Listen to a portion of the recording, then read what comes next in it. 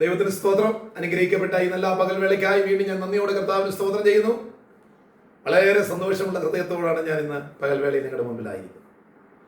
കാരണം കഴിഞ്ഞ ദിവസം ദൈവം നമ്മെ നടത്തി ക്ഷേമത്തോടെ പ്രഭാതത്തിൽ ഉണരുവാനും നിങ്ങളുടെ മുൻപിൽ ഈ വചനമായി വരുമ്പോൾ എനിക്ക് ഒരുപാട് സന്തോഷമുണ്ട്. നിങ്ങളെ കാണുന്നതിലൊക്കെ എനിക്ക് അതിയായ സന്തോഷമുണ്ട്. ദൈവം എന്നെ ഏൽപ്പിക്കുന്ന വചനം നിങ്ങളുടെ കാതുകളിൽ കേൾപ്പിക്കുമ്പോൾ ഒരുപാട് സന്തോഷമുണ്ട്. നിങ്ങൾ തരുന്ന എല്ലാ സപ്പോർട്ടിനും ഞാൻ പ്രത്യേകം നന്ദി അറിയിക്കുന്നു. ഞങ്ങളെ ഓർത്ത് നിങ്ങൾ പ്രാർത്ഥിക്കണം. കർത്താവിന്റെ സ്തോത്രം. നിങ്ങളുടെ പ്രാർത്ഥനാ വിഷയങ്ങളും ഒക്കെ നിങ്ങൾക്ക് ഞങ്ങളെ അറിയിക്കാം. 24 മണിക്കൂറും മുടങ്ങാതെ പ്രാർത്ഥിക്കുന്ന ഒരു പ്രാർത്ഥന ശൃംഖല തന്നെ IPC പ്രയർ ബാർ ചർച്ചയുള്ള ബന്ധത്തിൽ ക്രമീകരിക്കപ്പെട്ടിട്ടുണ്ട്. നിങ്ങളുടെ സകല വിഷയങ്ങളും നിങ്ങൾ ഞങ്ങളെ അറിയിക്കുക. ഞങ്ങൾ നിങ്ങൾക്ക് വേണ്ടി പ്രാർത്ഥിക്കുക. കാരണം പ്രവർത്തിക്കുന്നവൻ ദൈവമാണ്. പ്രാർത്ഥിക്കാമെന്നൊരു ഉറപ്പേ ഞങ്ങൾ നിങ്ങൾക്ക് നൽകുന്നുള്ളൂ. പക്ഷെ പ്രവർത്തിക്കുന്നവൻ ദൈവമാണ്. സ്തോത്രം. കൂട്ടായ നമ്മുടെ പ്രാർത്ഥന ഇതുവരെയും നമുക്ക് അനുഗ്രഹമായെങ്കിൽ ഇനിയും അതൊരു അനുഗ്രഹമായി തീരട്ടെ എന്ന് ആശംസിച്ചുകൊണ്ട് ദൈവം എന്നെ ഏൽപ്പിച്ച ഒരു വചനം ഞാൻ നിങ്ങൾക്ക് അറിയിക്കുന്നു. റോമാലേഖനം 15-ാം അധ്യായം 13-ാമത്തെ വാക്യത്തിൽ പൗലോസ് റോമാ വിശ്വാസികളോട് പറയുന്ന ഒരു പദം ഇങ്ങനെയാണ്: എന്നാൽ പ്രത്യാശ നൽകുന്ന ദൈവം പരിശുദ്ധാത്മാവിന്റെ ശക്തിയാൽ നിങ്ങൾ പ്രത്യാശികൾ സമൃദ്ധിയുള്ളവരായി വിശ്വസിക്കുന്നതിലും ഉള്ള സകല സന്തോഷവും സമാധാനം കൊണ്ട് നിങ്ങളെ നിറയ്ക്കുമാറാകട്ടെ. സ്തോത്രം. ഈ റോമാലേഖനം 15-ാം അധ്യായം 13-ാമത്തെ വാക്യത്തെ നിങ്ങൾക്ക് മനസ്സിലാകത്തക്ക നിലയിൽ ഞാൻ അതിനെ ഒറ്റവാക്കിൽ പറയുകയാണ്. ഇന്നത്തെ പകൽ വേളയിൽ അല്ലെങ്കിൽ ഈ പകൽ ദൈവം നിങ്ങൾക്ക് ആരായിരിക്കും എന്ന് ഉള്ള 4 കാര്യങ്ങളാണ് ഞാൻ വായിച്ച ആ വചനത്തിനകത്ത് പറഞ്ഞിരിക്കുന്നത്. അത് ഞാനങ്ങ് പറയുകയാണ്. ഒന്നാമത് പറയുന്നു, ആരാണ് നമ്മുടെ ദൈവം? പൗലോസ് റോമർക്ക് വിശ്വാസം എഴുതുമ്പോൾ, ലേഖനം എഴുതുമ്പോൾ റോമർ 15-13 പറയുകയാണ്, ആരാണ് ദൈവം? ഒന്ന്, പ്രത്യാശ നൽകുന്നവനാണ് ദൈവം. യേശു കർത്താവ് തന്നെ പറഞ്ഞിട്ടുണ്ട്, നിങ്ങൾ പ്രത്യാശയില്ലാത്തവരെ പോലെ ആകരുത്. കാരണം നമ്മളുടെ മേൽ ഏറ്റവും കൂടുതൽ വരുന്ന ഒരു കാര്യമാണ് നിരാശ. നെഗറ്റീവ് ചിന്ത എപ്പോഴും നമ്മൾ ഭരിക്കാറുണ്ട്. അത് കണ്ട ദൈവം പറയുന്നു, ഞാൻ നിങ്ങൾക്ക് പ്രത്യാശ നൽകുന്നു.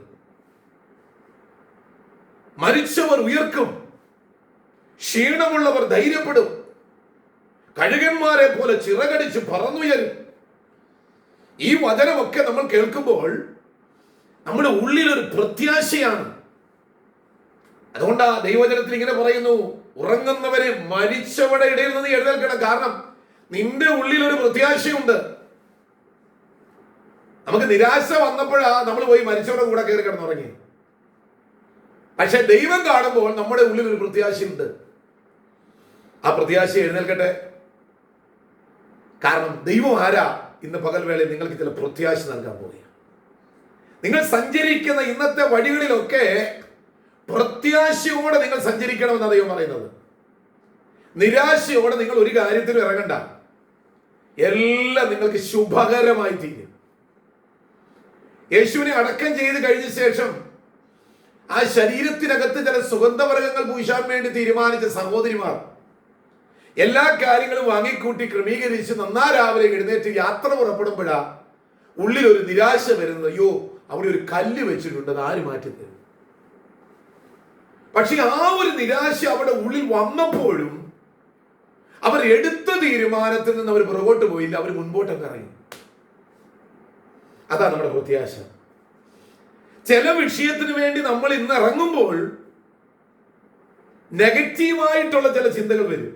ഇന്നത് നടക്കാനൊന്നും പോകുന്നില്ല, ഞാൻ പോകുന്ന ആളെ കാണാൻ പറ്റത്തില്ല എന്നുള്ളൊരു ചിന്ത വന്നാലും ഞാൻ നിങ്ങളോട് പറയാ, ആ ചിന്തയെ അതിജീവിച്ച് നിങ്ങൾ ഇറങ്ങണം. അവിടെയാണ് പ്രത്യാശ പൂർണ്ണമായി തീരുന്നത്. കാരണം നമ്മുടെ കൂടെയുള്ളത് ദൈവമാണ്. നമുക്ക് പ്രത്യാശ നൽകുന്നത് ദൈവമാണ്. ഈ വർഷക്കാലത്തെ നമ്മുടെ ഓരോ ചെയ്തികളും പ്രത്യാശയോടെ ആയിരിക്കണം. കാരണം ഒരു കൃഷിക്കാരൻ വിത്ത് വിതയ്ക്കുമ്പോൾ അവന്റെ ഉള്ളിലുള്ള സന്തോഷം എന്ന് പറയുന്നത്, ഇന്നൊരു ചെറിയ വിത്താണ് വിതയ്ക്കുന്നതെങ്കിലും കുറെ ദിവസങ്ങൾ കഴിയുമ്പോൾ ഇത് വലിയ സമൃദ്ധിയായ ഒരു ഫലമായി, ഫലം നൽകുന്ന ഒരു ചെടിയായി, ഒരു വൃക്ഷമായി അത് വരുമെന്നുള്ള പ്രത്യാശയാണ്. അല്ലേ? വേർവെച്ചുപോയ ഉണങ്ങിപ്പോയതിലേക്കും പ്രത്യാശ കടന്നു വരുമ്പോൾ അവിടെ ഒരു ഉയർച്ച ഉണ്ടാകുക. ഞാൻ മുമ്പോട്ട് പോട്ടെ. ഒന്ന്, ഈ ദൈവം ഇന്ന് പകൽക്കാലം നിങ്ങൾക്കാരാ? പ്രത്യാശ നൽകുന്ന ദൈവം. അതുകൊണ്ട് നിങ്ങളുടെ ഹൃദയത്തിൽ ഒരു പ്രത്യാശ വരേണ്ട ദൈവമക്കളെ. രണ്ട്, നിങ്ങൾ എന്ത് ചെയ്യണം? രണ്ടാമത് പറയുന്നു സമർപ്പണം നൽകുന്ന. അവിടെ വായിച്ചെന്താണ്? പ്രത്യാശ നൽകുന്ന പരിശുദ്ധാത്മാവിന്റെ ശക്തിയാൽ നിങ്ങൾ പ്രത്യാശയിൽ സമൃദ്ധിയുള്ളവരായി. ദൈവം ആരാ? സമൃദ്ധി നൽകുന്ന ദൈവമാണ്. പോരായ്മകൾ പരിഹരിച്ച് ദൈവം വളർത്തി നൽകും. യേശു കർത്താവിന്റെ കയ്യിൽ 5 അപ്പവും 2 മീനും അല്ലേ കൊണ്ടു കൊടുത്തുള്ളൂ. 5000 അപ്പവും 2000 മീനും ഒന്നും അല്ല കൊടുത്തത്. 5 അപ്പവും 2 മീനോ കൊടുത്തത്. പക്ഷെ യേശു കർത്താവിന്റെ കയ്യിൽ വന്നപ്പോൾ അത് സമൃദ്ധിയായിട്ട് ആളുകൾക്ക് കഴിച്ച് തൃപ്തി പ്രാപിക്കത്തക്ക നിലയിൽ വന്നെങ്കിൽ ഇന്ന് പകൽക്കാലം നിങ്ങളുടെ കയ്യിലുള്ളത് അല്പമേ ഉള്ളോ? അല്ലേ? എന്താ നിങ്ങളുടെ കയ്യിലുള്ളത്? അത് കർത്താവിന്റെ കയ്യിൽ കൂടെ സമൃദ്ധിയാക്കി ദൈവം തീർക്കാൻ പോവുകയാ. വീട് വാടകയ്ക്ക് എടുത്തിട്ട് വാടക കൊടുക്കുവാൻ കയ്യിലത് സമൃദ്ധി ഇല്ല, കുറച്ചേ കയ്യിലുള്ളൂ. ദിവസം ഇത്രയും ആയി, വാടക കൊടുക്കേണ്ട സമയം കഴിഞ്ഞു. ഉള്ളത് നിങ്ങൾ ദൈവത്തിന്റെ കരങ്ങളിൽ വെച്ചൊന്ന് പ്രാർത്ഥിച്ചേ, ദൈവം അത് സമൃദ്ധിയായി നൽകും. സാരാപത്തിലെ വിധവയുടെ സമൃദ്ധിയിലേക്ക് നയിക്കാനുള്ള കാരണം എന്താ? അവൾക്കുള്ളതിന്റെ ഒരു ഓഹരിയാണ് പ്രവാചകൻ കൊടുത്തതെങ്കിൽ ഇന്ന് പകൽക്കാലം ഈ ദൈവം ആരാ? നിങ്ങളുടെ ഞെരുക്കത്തെ മാറ്റി ദൈവം നിങ്ങൾക്കൊരു സമൃദ്ധി നൽകാൻ പോവുകയാണ്. എവിടെയാണോ നിങ്ങൾക്ക് സമൃദ്ധി വേണ്ടത്? നിരാശയോടെ പടക് അടുപ്പിച്ച് വല കഴുകി വീട്ടിലേക്ക് പോകാൻ തുടങ്ങിയ പത്രോസിനെ വിളിച്ചിട്ട് തിരിച്ച് പടകിൽ കയറ്റി കരയിൽ നിന്നും അകലത്തിലേക്ക് മാറ്റാൻ പറഞ്ഞ് വലയിറക്കി സമൃദ്ധി കൊടുത്ത ദൈവമാണെങ്കിൽ ഇന്ന് പകൽക്കാലം ചില വിഷയത്തിന് വേണ്ടി ഇറങ്ങിയിട്ട് നിങ്ങൾ നിരാശയോടെ മടങ്ങിപ്പോകുന്ന വ്യക്തിയാണെങ്കിൽ ദൈവാത്മാവ് ദൂത് പറയുന്നു, നിങ്ങൾ നിരാശപ്പെട്ട് പിറകോട്ടല്ല, മുൻപോട്ട് കുതിക്ക്. ദൈവം ചില സമൃദ്ധി എന്നയുടെ കയ്യിൽ വെച്ച് തരാൻ പോവുക. കുഞ്ഞെ, നീ ഭാരപ്പെടുന്ന വിഷയത്തിന്മേൽ ദൈവം നിനക്ക് സമൃദ്ധി നൽകാൻ പോവുക. നിന്റെ ഭവനത്തിനകത്ത്, നിന്റെ ജോലിയില്, ദൈവദാസ നിന്റെ ശുശ്രൂഷയിൽ ദൈവം സമൃദ്ധി നൽകാൻ പോവുക. അത് ലോകം തരുന്ന പോലെ അല്ലെന്ന് സമൃദ്ധി അമൃത്തി കൂലിക്കുക. ദൈവം ഒരു വാതിൽ തുറന്നാൽ അടയ്ക്കുവാൻ ആർക്കും കഴിയത്തില്ല. അതേ പൗലോസ് പറയുന്നു, ദൈവം സമൃദ്ധി നൽകുന്ന ദൈവം. 3, ദൈവം സന്തോഷം നൽകുന്ന ദൈവമാണ്. ഇന്നത്തെ യാത്രയിൽ നിങ്ങൾക്ക് സന്തോഷം മാത്രമേ വരൂ. ദുഃഖകരമായ പലതും നിങ്ങൾ കാണേണ്ടി വരും. പക്ഷേ അതിനെ ദൈവം സമൃദ്ധിയാക്കും. ജീവനില്ലാത്ത പലതിനെയും നിങ്ങൾ കാണും. പക്ഷെ നിങ്ങൾ നോക്കി നിൽക്കുമ്പോൾ അതിലേക്ക് ജീവൻ വരും. നിങ്ങൾ നോക്കുമ്പോൾ, പ്രവാചകൻ നോക്കി നിൽക്കുമ്പോൾ വലിയ അസ്ഥിക്കൂമ്പാരം അത് ഛിന്നഭിന്നമായി കിടക്കുക.